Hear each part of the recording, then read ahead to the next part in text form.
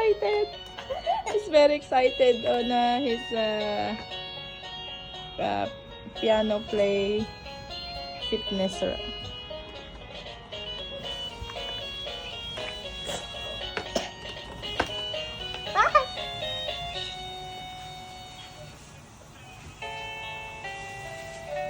Auntie is playing for him. Yeah. Again.